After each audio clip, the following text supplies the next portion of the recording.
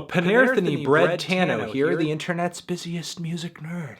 And it's time for a review of the new self-titled Mark Kozelek album. This is the latest full-length album from singer-songwriter Mark Kozelek, the mastermind of, I guess, his own solo efforts, the Red House Painters, as well as Sun Kil Moon, an artist whose work I've covered on this channel numerous times, an artist who had an incredibly prolific 2017 as well, dropping a Sun Kil Moon record, multiple collaborative albums. Keep in mind that Sun Kil Moon record, Common as Light and Love or Red Valleys of Blood, was kind of a 2-hour opus. If 2017 marked anything for Mark, it was this trend toward artistic indulgence, which for me led to some incredible highs and a few head-scratching lows. It feels kind of weird to think that just 4 years ago, Mark was delivering this perfected balance of balladry and storytelling on one of his biggest and most critically acclaimed records to date, Benji, which is probably a sound he could have stuck with for quite a while, but instead Mark decided to change, decided to evolve, and in that process begin to hone in on one of the most singularly peculiar characteristics of his songwriting. And of course I'm talking about the incredibly detailed, wordy, and dense lyrics that Mark typically works into his tracks. With a series of fourth wall breaks and narrative detours and internal monologues, Mark seemed to strike upon a uniquely meta brand of songwriting through albums like Common as Light and Universal Themes and his first collaborative album with Yesu. And his new self-titled LP over here seems to be the next phase in that evolution, featuring Mark recording songs on mobile recording gear in one hotel after another, armed with nothing but his voice and acoustic or electric guitar, which leads to a very intimate, low-key, subtly lo-fi recording, which will most likely land the hardest with Mark's hardcore fans and maybe not amount to much for those who don't really see much in the cult of personality of his records, or don't really see the point to his endless diatribe songwriting style. Maybe it's not as much songwriting as it is song rambling.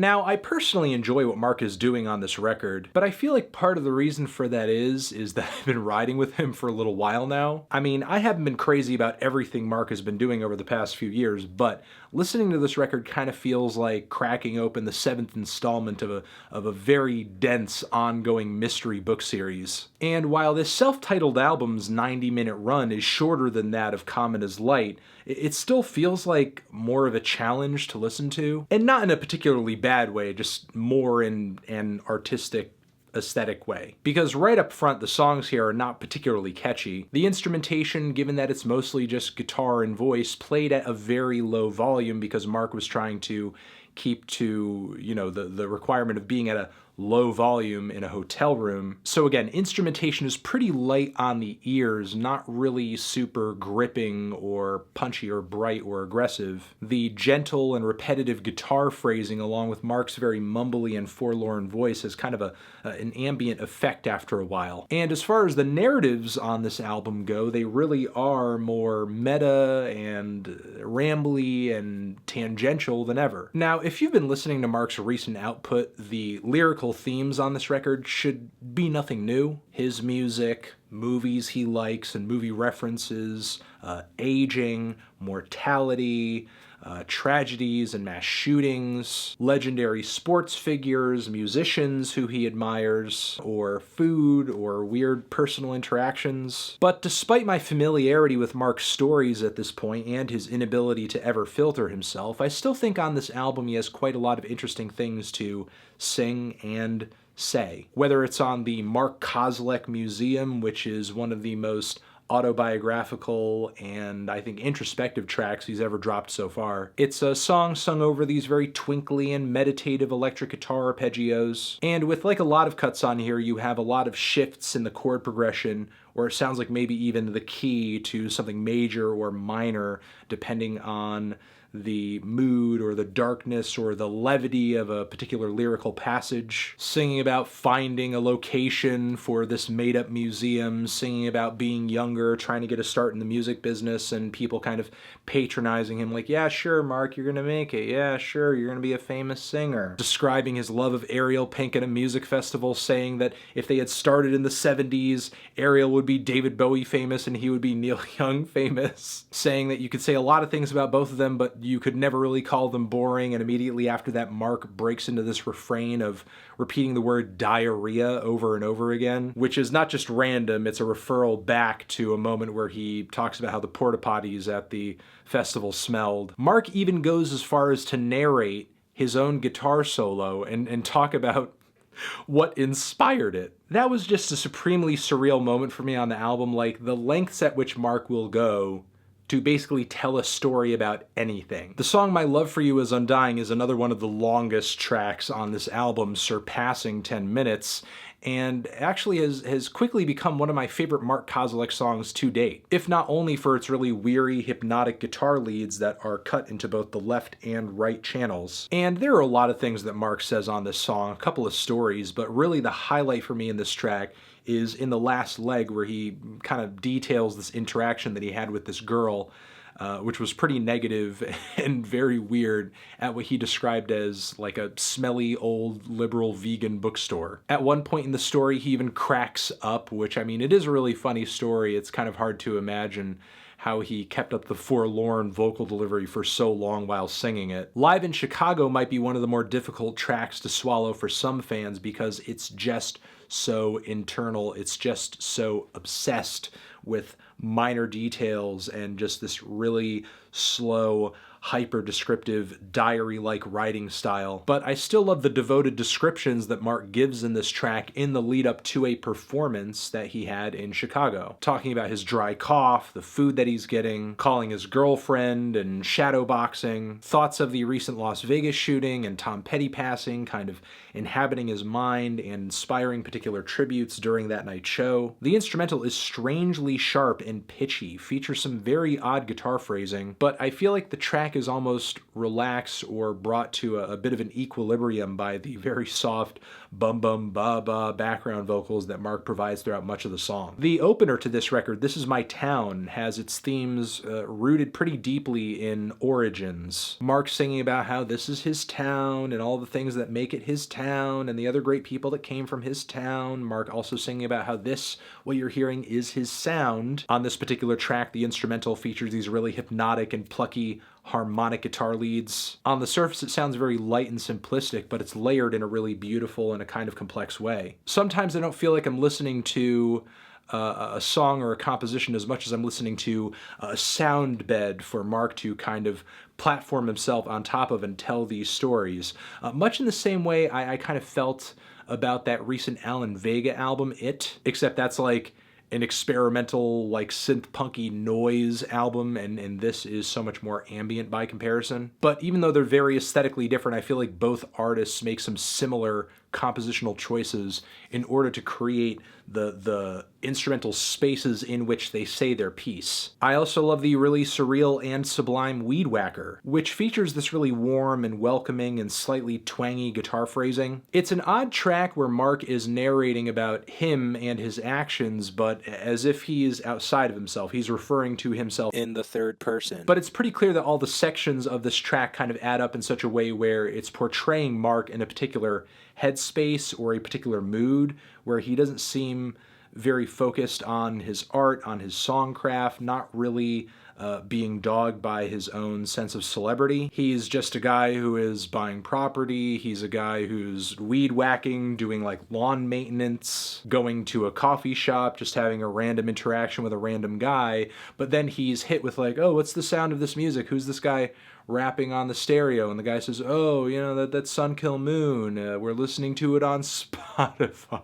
Spotify kind of being this album's Panera Bread, as it is the one major cultural force that, for whatever reason on this album, is name-dropped and repeated multiple times. Generally, I just like the portrait that this song paints of Mark, just of this guy who is on the cusp of retiring and is just completely outside of this world of live performances, and I'm writing this song, and I'm hanging out with this musician, and I'm thinking about this thing that just happened in the news. The twangy, dark, and eerie electric guitars that inhabit the song Sublime kind of remind me of really old-school Modest Mouse. There's also a super light snare drum on the track, which is as subtle as it is, a giant change of pace to have some legit percussion on the song. Now, the narrative on this track, though, is easily one of the most rambly on the entire record, but that's something that Mark acknowledges really in the midst of the track, with him essentially acknowledging that he ran out of words in the midst of writing the track, adding to that,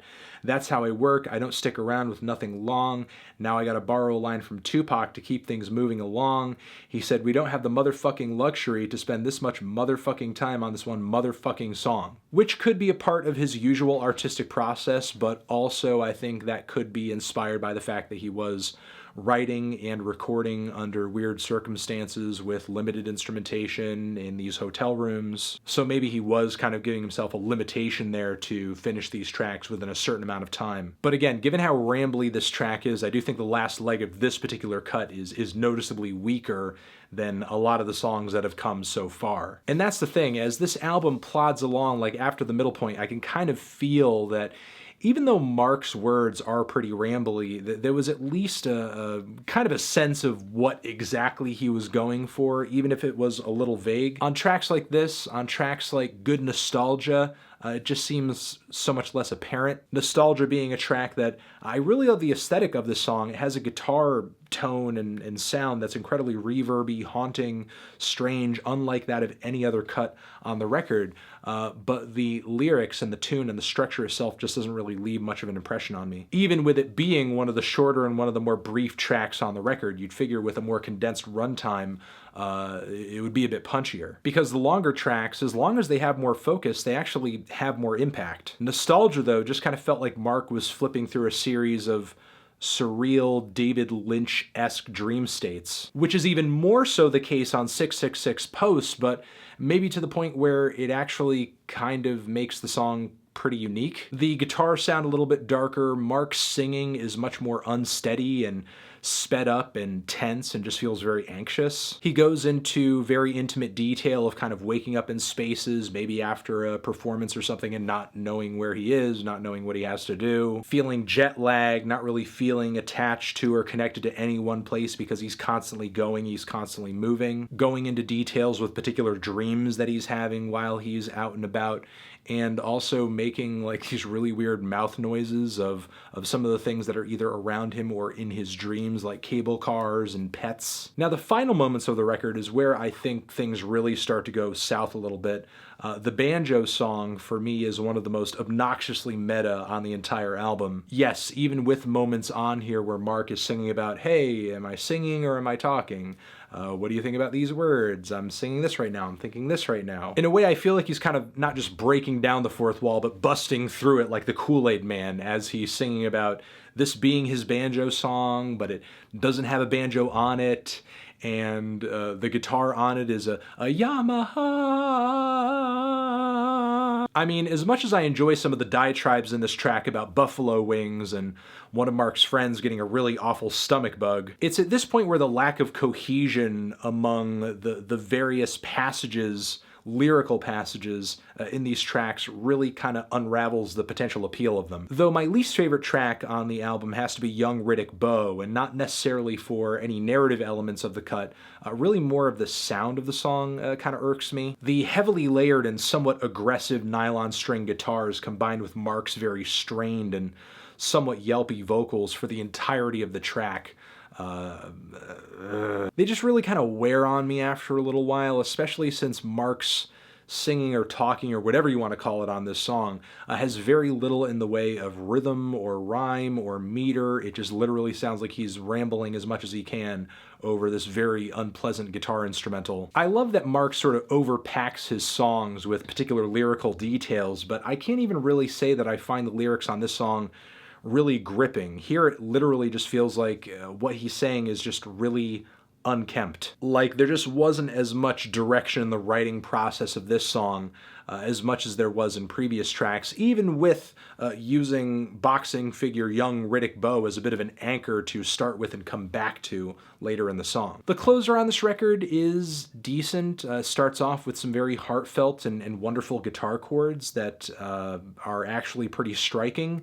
Ones that I wish carried throughout much of the track, but really only last for the first leg. Mark says some pretty compelling stuff about his father potentially passing away, missing him, his girlfriend, his relationship with her. He closes the words of the album talking about how the album is over, you know, again, staying incredibly meta. But the stuttering guitar arpeggios that eventually transition in very quickly after these guitar chords that I absolutely love kind of pack much of the rest of the track out.